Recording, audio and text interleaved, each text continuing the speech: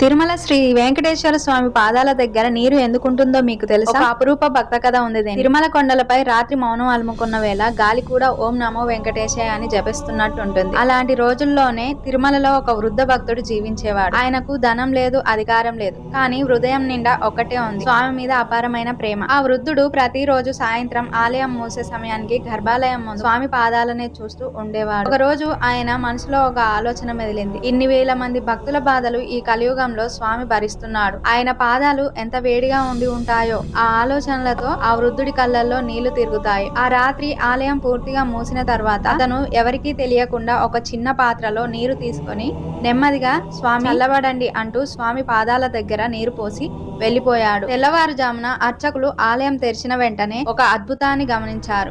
స్వామి పాదాల దగ్గర నీరు అది ఎండలేదు, ఆవిరి కాలేదు, లోపలికి చొరబడలేదు. అర్చకులు ఆశ్చర్యపోయారు. ఎవరూ పోయలేదు, ఎవరూ ఆదేశించలేదు.